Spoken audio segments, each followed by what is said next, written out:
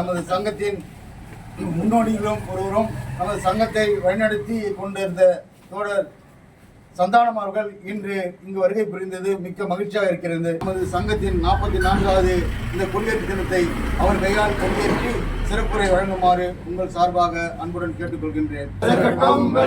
வாழிய வாழிய வாழியவே, வாழிய வாழிய வாழியவே, ஐவிடிஎன் வாழியவே, ஐவிடிஎன் வாழியவே, வாழிய வாழிய வாழியவே, வெல்லட்டும் சிறக்கட்டும், வெல்லட்டும் சிறக்கட்டும் சங்க உதயங்களை நீங்கள் வகுத்த கொள்கைகளை. கிட்டத்தட்ட ஒரு 43 வருஷம் முடிஞ்சு 44வது ஆண்டு நோக்கி நம்மளுடைய சங்கம் பயணித்துட்டு இருக்கு. பல்வேறு விஷயங்கள் வரும்போது நானும் தோழரும் உட்காந்து பல்வேறு விஷயங்கள் பேசியிருந்தோம்.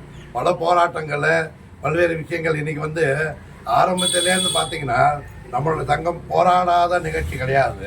இப்போ கூட அந்த டெம்பரரி சப்ஸ்டாஃபுக்கான போராட்டம் தொடர்ந்து கோர்ட்டில் நடந்துட்டு இருக்கு.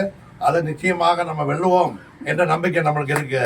அதே மாதிரி பல்வேறு விஷயங்கள் நம்ம அது எந்த நிகழ்ச்சி எடுத்தாலும் நம்ம 96ல் பார்த்தீங்கன்னா யார்கிட்டேருந்து இந்தியன் வங்கியை காப்பாற்றுவீங்கன்னு கேட்கும் பொழுது தோழர் நாங்களாம் போயிருந்தோம் எம்டியை பார்க்கறதுக்கு. எம்டி கேட்குறாரு கோபாலகிருஷ்ணன், இந்தியன் பேங்க் காப்பாற்றணும் பேசுறீங்களா, யார்கிட்ட உங்கள்கிட்ட தாங்க காப்பாற்றணும் அப்படின்னு பேசி அன்னைக்கு போட்ட சண்டை இன்னைக்கு இந்தியன் பேங்காக இருக்குமா அப்படின்னு பேசினது இன்னைக்கு இந்தியன் பேங்காக இன்னைக்கு தோழர் அன்னைக்கு ஒருத்தர் கேட்குறாரு, இந்தியன் பேங்காக இருக்கும், இந்தியன் பேங்காக நம்மளுடைய மாறாது. ஏன்னா மற்றதெல்லாம் பேசினவங்க எல்லாம் போயாச்சு. எந்த பேங்க் இன்னைக்கு 4 பேங்க்கு 5 பேங்க்கு அப்படின்னு என்னெல்லாம் சொல்லி உட்காந்துருக்காங்க. நம்மளுடைய போராட்டம் ஆரம்ப காலத்துலேருந்து இதை பண்ணவே கூடாது, எல்லா நேஷனலைஸ் பேங்காக இருக்கும் பொழுதுதான் அதோடைய மரியாதை இருக்குன்னு ஆரம்பத்துலேருந்து சண்டை போட்டோம். அதையும் மீறி தான் இன்னைக்கு கவர்மெண்ட் நடந்துட்டு இருக்கு. அந்த எதிர்த்து நம்மளுடைய போராட்டங்கிறது இன்னைக்கு நடந்துதான் இருக்கு, விடப்போ இல்லை. அந்த 5 ஆக்குவங்கிறான், 6 ஆக்குவங்கிறான், 8ங்கிறான், 4ன்னு சொல்லி ஒரு லிஸ்ட்டு கொடுத்துருக்காங்க. அதில் இந்தியன் பேங்க் இல்லை. ஆனால் அதையும் நம்ம நம்மளுடைய போராட்டங்கிறது தொடர்ந்து நடைபெறும். பல்வேறு விஷயங்கள் பல்வேறு போராட்டங்கள் தோழர் சொன்ன மாதிரி எந்த இஷ்யூ அதுவாக இருந்தாலும் என்னை கொடைக்கானலில் தூக்கி டிரான்ஸ்ஃபர் போடும் பொழுது அதுக்கு போராட்டம் கடைசிப்படியாக போராட்டம் போட்டு ஜெயித்தோம். ஒவ்வொரு இஷ்யூலையும் பார்த்தீங்கன்னா பல்வேறு தோழர்கள் தங்களுடைய தியாகங்களை பண்ணி தான் இன்னைக்கு இன்னைக்கு 44 வருஷங்கிறது சாதாரணமாக கிடையாது. ஏன்னா ஆக்ஷன் கமிட்டியாக இருந்து ஆக்ஷன் கமிட்டியில் உள்ள உட்காந்து சண்டை போட்டு ஏன்னா அந்த சங்கம் பண்ணக்கூடிய வேலைகள் எல்லாம் பிடிக்காம தான் ஒவ்வொன்றும் நம்ம பண்ணியிருக்கோம். அதுலேருந்து வெளில வந்து தான் இன்னைக்கு பென்ஷன் எடுத்துக்கங்க, அப்டேஷன் வரல, ஏன் வரல அப்படின்னு கேட்டால் சில பேர் பேசுறதெல்லாம் கேட்டால் சங்கடமாக இருக்கும். அவர் சிவச் வெங்கடாச்சலம் வெளியில் போனாதாங்க, அவர் வெளில போனாதான் இந்த அப்டேஷன் வரும் அப்படிங்கிற பேச்சு தான் கீழே போயிட்டு இருக்கு. அப்டேஷனுக்கான அவன் என்ன சொல்றான், அப்டேஷனுக்கான வார்த்தையே கிடையாதுங்க. இப்போ நம்ம அந்த கேஸ் போட்டு 35(1) அப்டேஷனுக்கு இருக்கு கொடுத்தாகணும் அப்படின்னு சொல்லி கொடுத்துருக்காங்க. 12ஆம் தேதி அதை நோக்கி போயிட்டு இருக்கு. அதே மாதிரி ரெஸ்டரேஷன் ஆஃப் கம்யூட்டேஷன் அதுக்கும் சண்டை போட்டு உட்காந்துருக்கோம். இந்த ஜிஎஸ்டி பிடிக்கக்கூடாது அதுக்கும் சண்டை பல்வேறு விஷயங்கள் நம்மளுடைய போராட்டங்கிறது நம்மளுடைய சங்கங்கிறது ஐபாக்கா இருக்கட்டும், பெஃபியா இருக்கட்டும் போட்டு தொடர்ந்து நம்மளுடைய சண்டைங்கிறது நடந்துக்கிட்டு தான் இருக்குது. பல்வேறு விஷயங்களை பண்ணிக்கிட்டு இருக்கோம். அதனால் இன்னைக்கு ஒரு வாய்ப்பு தோழர்கிட்ட நான் பேசும்பொழுது சொன்னார், 40 எங்கே இருந்தார், 6ஆம் தேதி ஒரு கமிட்டிக்கு வரேன்னா நேரம் இங்கே வந்துடுங்க ஏன்னா பார்ப்போம், அங்கேருந்து பார்க்குறதோட சரி. அப்போ இது மாதிரி நிகழ்ச்சி கலந்துக்கிறதுக்கான வாய்ப்புகள் கிடையாது. அதனால் இன்னைக்கு வந்ததுக்கு அந்த வாய்ப்பு அளிக்கிறதுக்கு அனைத்து தோழர்களுக்கும் வெற்றி சார்பாக நன்றியை தெரிவித்துக் கொள்கிறேன். நம்ம சங்கத்திலே பொதுச் செயலராக இருந்து நம் சங்கத்தை வழிநடத்திய நமது முன்னணி தோழர் மூத்த தோழர் கோபால் அவர்களை பேசுமாறு இருக்கின்றேன். இது இன்றைக்கு நாம் ஒரு கொடியேற்று விழா ஒன்று நிகழ்ச்சி. அதில் உரையாற்றிய தோழர் இன்று சந்தானம் அவர்கள் சில விஷயங்களை குறிப்பிட்டார்கள். சங்கம் கொடியேற்றுவது என்பது வெறும் ஒரு துணி கொடியை ஏற்றுவது கிடையாது. அது மிகப்பெரிய வரலாறுகளை உள்ளடக்கிய அது ஒரு மிகப்பெரிய இயக்கம். அது எந்த இடதுசாரி இயக்கத்தின் மீது எந்த தொழிற்சங்களும் சரி ஏன் செங்கொடியை பறக்குது அப்படின்னா, அந்த செங்கொடியை பறக்கிறதுக்காக அது சுதந்திர போராட்டமாக இருந்தாலும் சரி, செங்கொடி இயக்கமாக இருந்தாலும் சரி, தொழிற்சங்க இயக்கம் தான் சரி, அதுக்கு பின்னால் ஈவன் இன்னுயிர் நீத்து பழைய போராட்டங்களை கண்டு பல தியாகிகளுடைய வரலாறுகள் அடங்கிய அந்த கொடிக்கு தான் நாம் பெருமை செலுத்தக்கூடிய நாளாகத்தான் நம்ம இதை பார்த்துக்கோம். நம்ம சங்கத்தையும் எடுத்துக்கொண்டா கூட ஆரம்ப காலத்துக்கு முன்னாடி நம்ம எவ்வளவு தோழர்கள் வந்து எவ்வளவு இயக்கங்களை போராட்ட இயக்கங்களை நடத்தி அதற்காக வந்து மிகப்பெரிய அளவுக்காக நம்ம வந்து செயல்பட்டு இன்றைக்கி வந்து ஒரு வளர்ச்சியை கொண்டு ஒரு பிரம்மாண்ட இயக்கமாக மாறி இருக்கு. இன்றைக்கி நாம் நம்பிக்கை இந்த நேரத்தில் நாம் ஒரு சூழல் எடுத்துக்கூடிய விஷயம் என்ன அப்படின்னா, இன்றைக்கும் வந்து ஒரு சங்கம் வளரணும், ஒரு இயக்கம் வளரணும் அப்படின்னா அதற்கு முக்கியமாக வந்து ஊழியர்கள் சந்திப்பு ஒரு அவசியம். ரெண்டாவது, போராட்ட இயக்கங்களை வந்து தொடர்ந்து ஊழியர்களுடைய கோரிக்கைகளை முன்வைத்தும் சரி, தொழிலை பாதுகாப்பதுக்குள்ள போராட்டங்களும் சரி, இந்த இரண்டையுமே வந்து நம்ம ஆரம்ப காலத்துலேருந்து எடுத்ததுனால தான் ஒரு மிகப்பெரிய பிரம்மாண்டமான இயக்கம் வந்து 1983 மார்ச் 6 வந்து அது உருவாக்கப்பட்டது. அது உருவாக்கி பல வளர்ச்சிகளை கண்டு யாரும் எதிர்பார்க்காத, யாரும் முடியாத விஷயங்களெல்லாம் நாம் எடுத்து வெற்றி கண்டது தான் நம்முடைய சங்கத்தின் வரலாறு. சங்கத்தின் வரலாறுடைய வெற்றிக்கு வந்து மிகப்பெரிய தோழர்கள், தலைவர்கள், ஊழியர்கள், அது கடைநிலை ஊழியர்களிலிருந்து மிகப்பெரிய பொறுப்பில் உள்ள அத்தனை தோழர்களுமே வந்து இன்றைக்கும் அதை வந்து நம்ம உயிர்ப்போடு வைத்துக் கொண்டிருக்கிறோம். அவர்களுக்கான ஒரு ஒரு வாழ்த்துக்களையும் அவருடைய தியாகங்களை போட்டுகின்ற தினமாகவும் தான் நாம் சங்க உதய நாளை வந்து எப்பொழுதுமே மனதில் வைத்துக்கொள்ள வேண்டும். வெறும் வந்து காலையில் கொடியேற்றி நம்ம வந்து கலந்து போகிற விஷயமும் கிடையாது. இந்த கொடிக்கு பின்னால் உள்ள வரலாறு, குறிப்பாக நம்ம சங்கத்தினுடைய முன்னேற்றத்தினுடைய வரலாறு ஆகிய அனைத்தையும் உள்ளடக்கியே தான் நாம் வந்து இந்த தினத்தை வந்து மிகச்சிறப்பாக தலைமை அலுவலகத்திலும் சரி கிளைகளிலும் நாம் வந்து உறுப்பினர்களோடு நம்முடன் பணியாற்றுகின்ற அனைத்து உறுப்பினர்களோடு இன்றைக்கு சங்க உதயத்தினால் அப்படின்னு இனிப்புகளை கொண்டு வழக்கி உண்டு. அதை வெறும் வந்து ஒரு ஒரு வாழ்த்து செய்தியாக மட்டும் பகிர்ந்து கொள்ளாமல் நம்முடைய இயக்கங்களையும் போராட்ட இயக்கங்களையும் இன்றைக்கு இந்தியன் வங்கி இருக்கிறது அப்படி என்றால் அது ஒரு மிகப்பெரிய வரலாறு இயக்கங்கள் போன்றவங்க எல்லாம் வந்து இன்றைக்கி நம்ம குடியேற்ற நிகழ்ச்சியில் கலக்கக்கூடிய ஒரு நேரம் கிடைக்காது. அடுத்த தோழர்கள் எல்லாருமே ஒருத்தர் பாயிண்ட்டை வந்து பேசுவாங்க. ஒரு நாளைக்கு நம்ம கூட்டம் போது அதெல்லாம் வச்சு நம்ம பேசுவோம். ஸோ அந்த வகையில் இந்த நம்முடைய சங்க உதய தினத்தை மிகச் சிறப்பாக கொடியேற்றி துவக்கி சொந்த அனுபவங்களுக்கும் அத்தனை சங்க பொறுப்பாளர்களுக்கும் என்னுடைய மீண்டும் ஒரு புரட்சிகர வாழ்த்துக்களை தெரிவித்து விடைபெறுகிறேன். நன்றி, வணக்கம். அடுத்ததாக வேணுகோபால் அவர்களை சிறப்புரையாளர் தோழர்களுக்கும் சங்க உதய தின வாழ்த்துகள், புரட்சி வாழ்த்துகள். நேற்று நம்ம தோழர்கள் இந்த நிகழ்ச்சி பற்றி செய்தி அனுப்புகிறோன்னே நான் அனுப்பினேன் இமெயிலில் போய் உதய தின அப்படின்னு கிளிக் பண்ணால் வரிசையாக 2019, 18, 17, 16, 15 எழுதின சர்க்குலர் காப்பியெல்லாம் வருது. பிரிண்டட் காப்பியெல்லாம் பார்த்தேன். அதில் ஒவ்வொரு தடையும் அதுக்கு பதில் போட்டவர் யார் பார்த்தா அண்மையில் மறைந்த மக்கள் கல்வியாளர் SS ராஜகோபாலன். தோழமை கெழுமிய வாழ்த்துகள், அன்புக்குரிய வாழ்த்துகள். தொழிற்சங்கம் முக்கியம், அதை ஒருபோதும் நாம் வந்து கொடியை தாழ் விடக்கூடாது. இப்போலாம் அவர் நிறைய அவர் எழுதியிருக்கிறாரு. அந்த மகத்தான மனிதர் நான் அப்போது நினைவு கூறேன். நான் எப்படி அந்த சங்கத்துக்கு வந்து யோசித்து பார்த்தேன். அதாவது எங்கள் மேனேஜர் கூப்பிட்டு சொன்னார், ஒரு யூனியன் ஆரம்பிக்கிறாங்க சார், நான் போகிறேன்னு. அதெல்லாம் ஆக்சுவலாக டெப்டேஷன் ஒருத்தர் வந்திருந்தார், நீ அங்கெல்லாம் போயிடாத மாட்டிக்குவேன் அப்படி இப்படி சொன்னார். குறிப்பாக ஒருத்தரை பற்றி சொன்னார், அவர்கிட்ட போய் பேசாத வைக்காது. அவர் யாருன்னா நார்த் உஸ்மான் சேஷாத்ரி. அவர்கிட்டலாம் ஜாகிரதையாக இருக்கணும். நார்த் உஸ்மான் சேஷாத்ரி யாருன்னா, அவர் ஒரு பியூனா ஹைதராபாத்தில் இருக்கும்போது தன்னுடைய வங்கி கிளை முன்பாக கொடியை ஏற்றியதற்காக 7 நாள் வேச்சு கட்ட 1977 வயநாடு ஹைதராபாத். அவர் ஒரு டெரர்.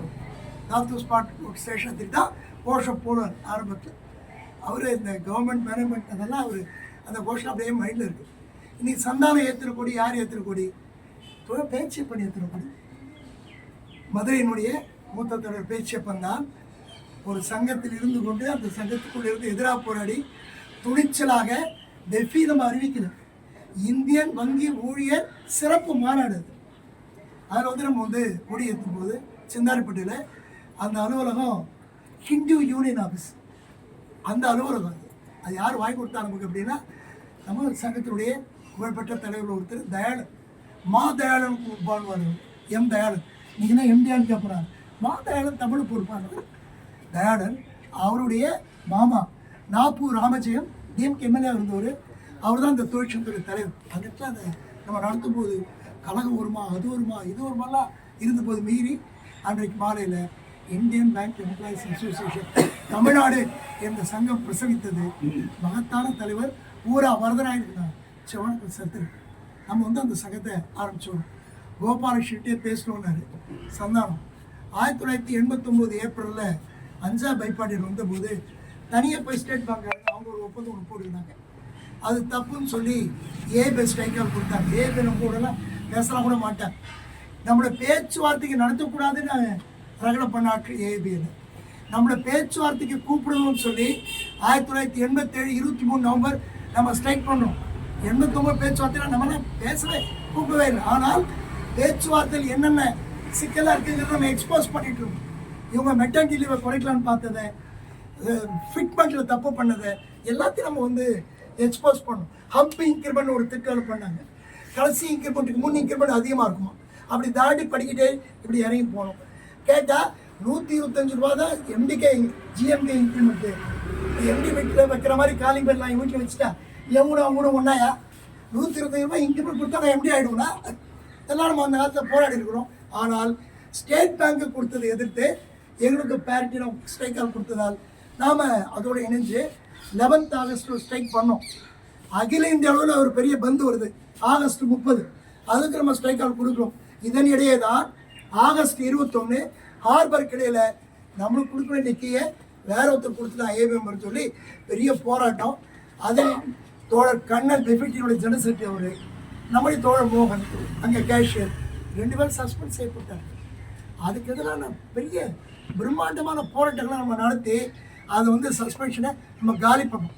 அதுக்கு பிறகு ஒரு நாள் 3 மணிக்கு கிருஷ்ணன் வந்து சவுகர்பேட் ஃபோன் பண்ணி எம்டி கூப்பிட்றாருப்பா நீ வாடாரு கேட்டு சும்மா இல்லாமல் அவர் கேட்டார் அழகா எது கூப்பிட்றாரு நீ கெஸ் பண்ணேன்னாரு. என்ன நம்ம கண்ணன் மோகன் சஸ்பென்ஷன் தான் ரிவோக் ஆகிருக்கு, அந்த ப்ராப்பராக அது ரெகுலரைசேஷன் பண்ணல. அவர் கூப்பிட்டு உங்களுக்கு கூப்பிட்டு சொல்லுவார் என்னங்க உங்களுக்கு கற்பனை யோசிச்சுட்டு வாங்க அப்படின்ட்டு. நாங்கள் எது போய் வெயிட் பண்ணுறோம். உள்ளே கூப்பிட்றாரு கோபாலகிருஷ்ணன். முதல்ல என்ன கேட்குறாரு, எப்படி இருக்கீங்க, நல்லா இருக்கும். இப்போ என்ன சமீபத்தை மதுரையில் மாநாடு இல்லை சார் கமிட்டி. என்ன கமிட்டி அது? நாங்கள் அப்போ போடுற கமிட்டி போட்டால் எனக்கு இன்க்ரிமெண்ட் ஒன்று கேளு, ஃபர்ஸ்ட் அட்வான்ஸ் கொடுன்னு கேளு, ஹவுசிங் லோன் என்ஹான்ஸ் பண்ணு, நீ எதுக்கு எம்டியை மாற்ற போகிறாங்க கமிட்டியில் பேசுகிற அப்படின்றார். நாங்கள் வந்து ஞாயிற்றுக்கிழமை கமிட்டி எடுத்துட்டு திங்கக்கிழமை வந்துருக்கோம். திங்கக்கிழமை 3 மணிக்கு தலைவன் கேட்குறாரு எப்படி அப்படின்னாரு. நாங்கள் அதெல்லாம் பேசுகிறேன் சார், சேவிங் பேங்க் பேசுகிறேன். அது என்ன பேங்க் என்ன பிரச்சனை எங்களுக்கு தெரியாது சார். இது பாருங்க இதெல்லாம் வந்து சரியில்லை. என்னை பற்றி ஒரு எரிசக்தி ஒரு பத்திரிக்கை போடுங்க, எங்களுக்கு அதெல்லாம் தெரியாது சார். காலையில் தான் அந்த பூரா பார்த்துருவாங்க. எரிசக்தி பாக்கியா ஃபோன் பண்ணார். பாக்கியனா யாரு? பாக்கியராஜ். எவ்வளோ காசு இந்த பத்திரிக்கை வாங்கினானே, நான் தான் வேணான்ட்டேன். அதெல்லாம் பண்ணாதீங்க. சரி உங்களுக்கு என்ன பிரச்சனை? இப்போ கண்ணன் மோகன் பிரச்சனை இருக்குல்ல சார், கிருஷ்ணன் சொல்கிறார் நாங்கள் தனியாக வந்து பேசி நீங்கள் கூப்பிட்டீங்க. எங்களை பொறுத்த வரைக்கும் இந்த பேங்க் தான் சார். உங்களை நாங்கள் எதிர்த்தலாம் இல்லை, உங்களை நாங்கள் மதிப்போம். ஆனால் நீங்கள் வங்கியோட தலைவர், வங்கி இருந்தால் தான் தலைவர் அப்படின்னு அவர் தெளிவாக சொன்னார். அதுக்கு பிறகு நாம் தொடர்ந்து அந்த குரலை மறைக்கவே இல்லை. தொடர்ந்து நம்ம சேவ் இண்டியன் பேங்க் எடுத்தோம். எவ்வளோ பேர் நமக்கு அட்வைஸ் பண்ணாங்க, காணாமல் போய்டு வச்சுருவாங்க, அதுக்கெல்லாம் நம்ம அசைக்கவே இல்லை. இந்த சங்கத்தை துவக்குவதற்கு பல முன்னணி தோழர்களை ஒன்றிணைத்து சங்கத்திற்கு வரலாறு எழுதிய நமது தோழர் நம்மோடு வாழ்ந்து கொண்டிருக்கின்ற நம்முடைய செயல் தலைவர் அவர் வந்து இன்று 44வது அவர் துவக்கிய இந்த சங்கத்திலே 44வது சிறப்புரையாக வாழ்த்துமாறு வந்து அவரை அன்போடு தோழர்கள் அனைவருக்கும் 44வது உதய தின வாழ்த்துக்களை எல்லோருக்கும் தெரிவித்துக் கொள்கிறேன். நேரம் கடந்து கொண்டிருக்கிறது.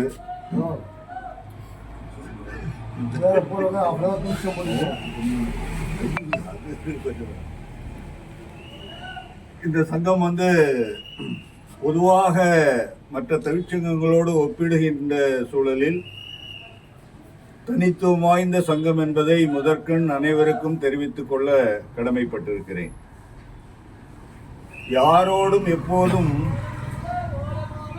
சாதாரணமாக ஒத்துப்போவது என்பது சாத்தியமான விஷயம் அல்ல. முரண்பாடுகளுக்கு அப்பாற்பட்டு முரண்பாடுகள் முன்னெழுந்து முரண்பாடுகளை களைந்து முரண்பாடுகளை புரிய வைத்து அதன் பின்னரே அவைகளை ஏற்றுக்கொண்டு முன்னோக்கி செல்கின்ற தன்மையை உடனாக கொண்டது இந்த சங்கம். தோழர் வேணுகோபால் அவர்கள் சொல்லிய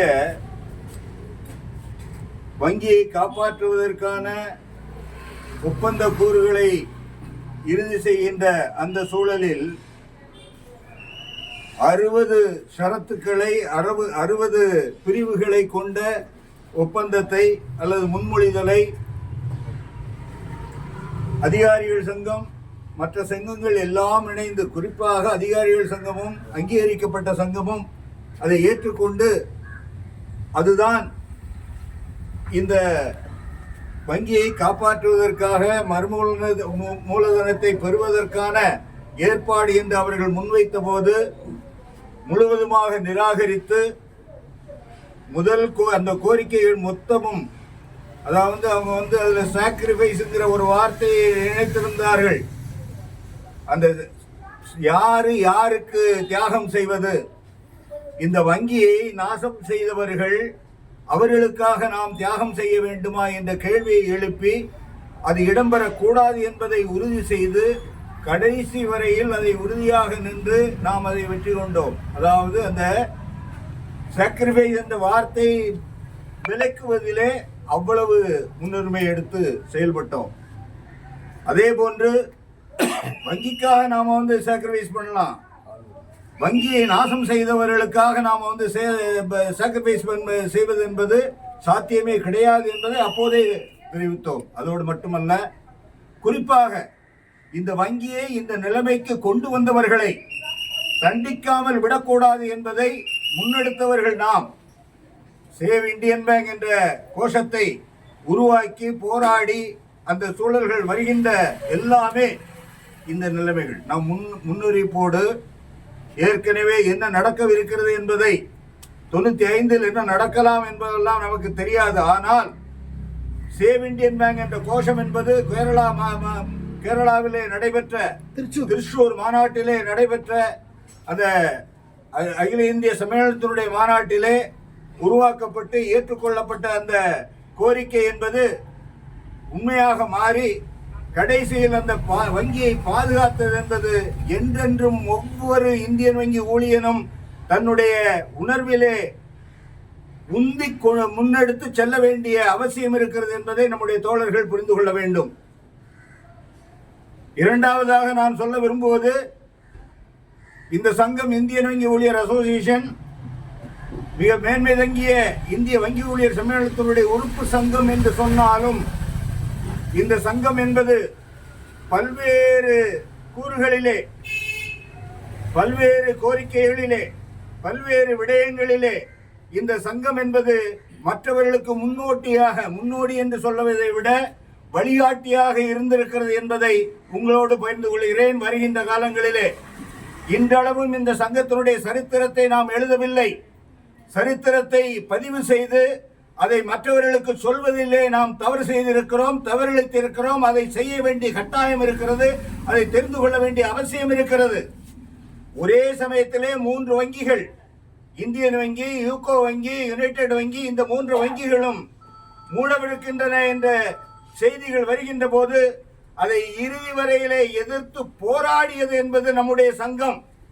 அது மட்டுமல்ல, எல்லா காலங்களிலும், அதாவது யூஎபியு என்று எளிதாக எல்லோரும் சொல்லுவோம், united forum of bank unions என்பதை உருவாக்குவதிலே அடிப்படை அமைத்தது இந்த சங்கம் என்பதை மனதிலே எழுதி வைத்துக் கொள்ளுங்கள்.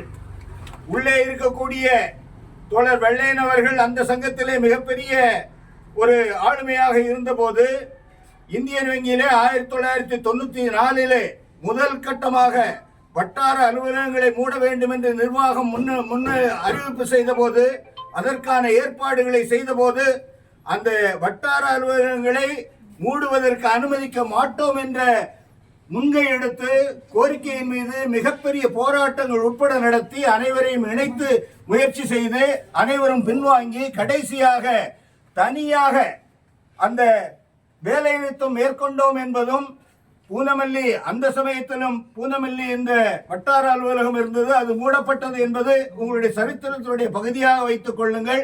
அந்த நிலைமையிலும் கூட அனைத்து சங்கங்களையும் இணைத்து ஒன்றிணைத்து ஒன்றுபட்ட, அதாவது யுனைடெட் ஃபோரம் என்பதை இந்தியன் வங்கியிலே உருவாக்கி வெற்றி கண்டவர்கள் என்பதை மனதிலே வையுங்கள்.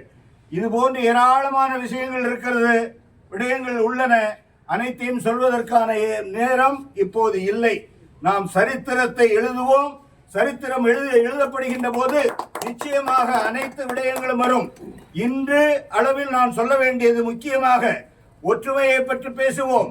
ஒற்றுமையை பற்றி பேசுகின்ற போது உள்ளார்ந்த உணர்வில் இருந்து வெளிப்பட வேண்டிய விஷயம். உள்ளார்ந்த உணர்வுகளில் இருந்து வெளிப்படுவது மட்டுமல்ல, அந்த உள்ளார்ந்த உணர்வுகள் அது இயக்கப்பட வேண்டும். அது எல்லோர் மனதிலும் அழிக்க முடியாத எழுத்தாணியாக பதிய வேண்டும். ஒற்றுமை என்பது சாதாரணமான விடயம் அல்ல.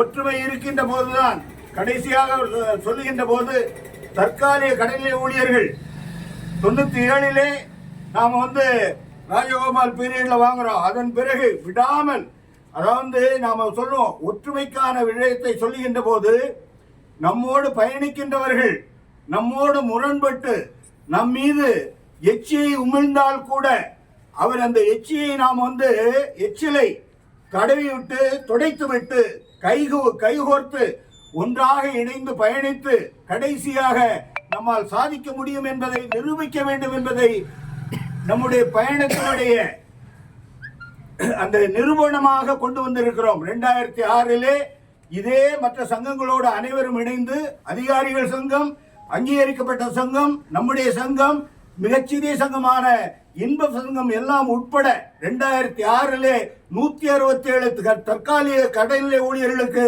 நாம பணி நிரந்தரம் வாங்கி நம்மளால ஏற்பாடு செய்ய முடிந்தது.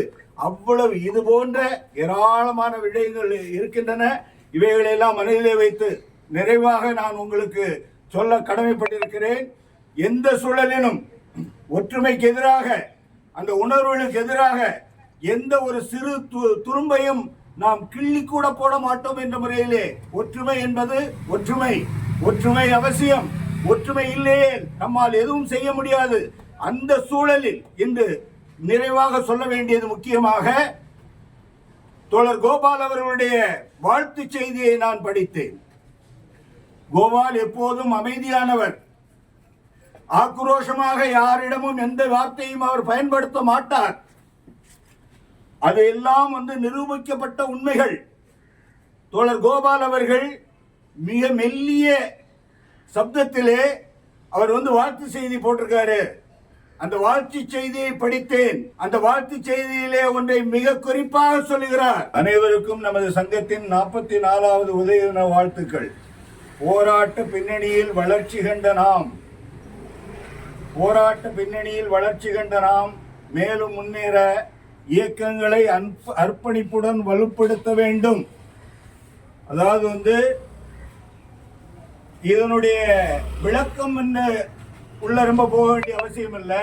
ஆனால் அவருக்கு உள்ளூர இருக்கின்ற உணர்வு என்பது இன்றைய தேவை போராட்டம், இன்றைய தேவை போராட்டங்கள் வாய்ப்பு என்பது மற்றவர்கள் நமக்கு தருவார்கள். நிர்வாகம் என்று சொன்னால் நாம் போராடுவதற்கான வாய்ப்புகளை அவர்கள் தருவார்கள்.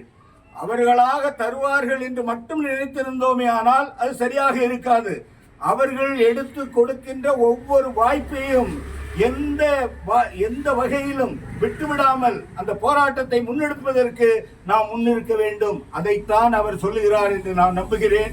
அந்த வகையிலே நாம் நம்முடைய சங்கம் என்பது தொடர்ந்து போராட்டங்களை முன்னெடுத்து அதன் மூலமாக சங்கத்தை வளர்த்தெடுப்பதற்கு முன்னோடியாக மேலும் மேலும் முன்னேற்றங்களை சாதித்து நாம் முன்னேற வேண்டும் என்று கேட்டு வாய்ப்பளித்தமைக்கு நன்றி கூறி மீண்டும் 44வது சங்கத்தினுடைய 44வது உதய வாழ்த்துக்களை தெரிவித்து நிறைவு செய்கிறேன். நன்றி தோழர்கள். அகில இந்திய செயல் தலைவரும் நமது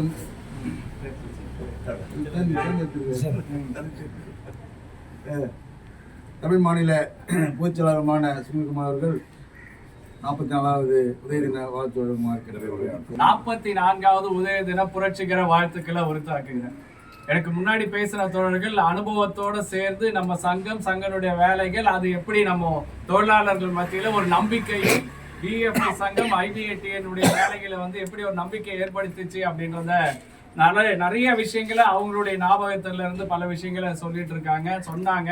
பல இடங்கள்ல இன்னும் நம்ம பேச வேண்டிய இடமா அது நிக்குது. இப்போ இந்த வரலாறை நம்ம வந்து பாதுகாக்கணும், இந்த வரலாறை நம்ம முன்னோக்கி கொண்டு போக வேண்டிய அவசியம் இருக்கு. அதுதான் முக்கியமான நமக்கு முன்னாடி இருக்கக்கூடிய கடமை.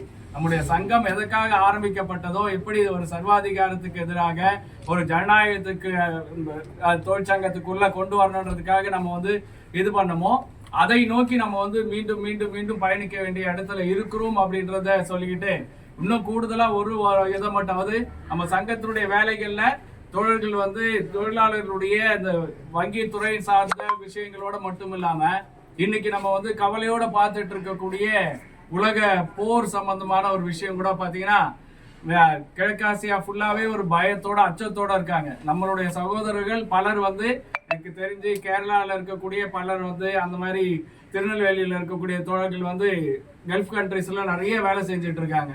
இந்தியாவினுடைய முக்கியமான ஒரு பார்ட்டை வந்து அங்க நடந்துட்டு இருக்கு. அங்க வந்து அவங்களுடைய பொருளாதாரம் வந்து நமக்கு வந்து பெரிய அளவுக்கு உதவிகரமா இருக்கு. வங்கி துறையிலையும் நமக்கு என்ஆர்ஐ இந்த விஷயங்கள்லாம் அது பெரிய அளவுக்கு உபயோகமா இருக்கு. ஆனா இன்னைக்கு வந்து ஒரு அமைதியற்ற சூழல், ஒரு போர் சூழல், எங்க பார்த்தாலும் நம்மளை சுத்தி இங்க பாகிஸ்தான் ஆப்கானிஸ்தான் சண்டை, அங்க வந்து ரஷ்யா உக்ரைன் சண்டை, இப்ப Iran America Israel gulf countries சண்டை, இப்படின்னு எல்லா இடங்களையும் ஒரு போர் சூழல்ன்றது ஒரு மாதிரி ஒரு நிலைமை வந்து ஒரு ஸ்திரமான மக்களுக்கு ஒரு அமைதியான வாழ்க்கையோ எதுவோ தரல. அதுல நான் எதுக்காக அதை சொல்ல வேண்டிய அவசியத்தில் இருக்குன்னா, நம்மளுடைய போராட்டங்கள்ல நம்மளுடைய இயக்கங்கள்ல நம்ம பல இடங்கள்ல இப்படிப்பட்ட விஷயங்களுக்கு கூட நம்ம குரல் கொடுத்திருக்கிறோம். அப்படிப்பட்ட சங்கத்தினுடைய உறுப்பினர்களாக நம்ம இருந்திருக்கோம். வெறும் தொழிலாளர்களுடைய பிரச்சனையை மட்டுமில்ல, உலகத்துல நடக்கக்கூடிய அனைத்து பொருளாதார விஷயங்களும் அனைத்து பாதிப்புகளையும் நம்ம பேசி இருக்கிறோம் என்றதுல பெருமையோட பாக்குறோம். நாளை மறுதினம் நமக்கு வந்து சர்வதேச பெண்கள் தினம் வந்து கொண்டாடுறோம். அதுல பாத்தீங்கன்னா எனக்கு குறிப்பா சொல்ல வேண்டியது, அகில இந்திய மாநாட்டுல ஒரு பெண் தோழர் பேசின ஒரு விஷயம் வந்து ரொம்ப பெரிய அளவுக்கு பாதிச்சுது.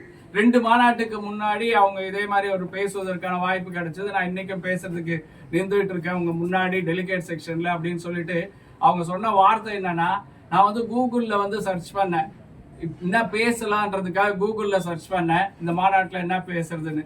பேசும்போது நான் எப்படி 2 மாநாட்டுக்கு முன்னாடியாவது ஒரு 6 வருஷத்துக்கு முன்னாடி சர்ச் பண்ணும்போது இருந்த பிரச்சனைகள், அதே பிரச்சனைகள் இன்னைக்கும் இருக்கு அப்படின்னு சொல்லும்போது, சர்வதேச மகளிர் தினத்தையோ இல்லை எல்லாத்தையும் சேர்த்து நம்ம வந்து முன்னாடி கொண்டு போக வேண்டியிருக்கு. இந்த சங்கம் வந்து தொழிலாளர் பிரச்சனைகளுக்காக தொடர்ந்து குரல் கொடுப்பதோடு மட்டுமில்லை, அனைத்து விதமான மக்களுக்காகவும் எங்க வந்து எந்த பிரச்சனைகள் நடந்தாலும், போர் மூலமா நடந்தாலும், பெண்களுக்கு எதிரான குற்றங்களா இருந்தாலும் அனைத்துக்கும் நம்ம வந்து தொடர்ந்து குரல் கொடுக்க வேண்டிய இடத்துல இருக்கோம். இன்னைக்கு வந்து நேரம் கடந்துட்டனால தோழர்கள் வந்து பர்மிஷனோட வந்திருக்கீங்க. இன்னைக்கு இதோட இந்த இதுல வந்து நன்றியுரையும் நானே சேர்த்து சொல்லிடுறேன். இங்க வந்து கலந்து கொண்டிருக்கக்கூடிய அனைத்து தோழர்களுக்கும் நன்றியை கூறிக்கிட்டு 44வது இந்த உதய தினம் என்றது அடுத்து 45வது இதுக்குள்ள நம்ம இன்னொரு படியை முன்னாடி கொண்டு செல்வோம் அப்படின்றத உறுதிமொழியாக நாம் ஏற்றுக்கொள்வோம் என்று கொண்டு கலந்து கொண்ட அனைத்து தோழர்களுக்கும் நன்றி நன்றி நன்றி. 44வது உதய தின புரட்சிகர வாழ்த்துக்களை மீண்டும் உறுத்தாக்குகிறேன். நன்றி தோழர்களே.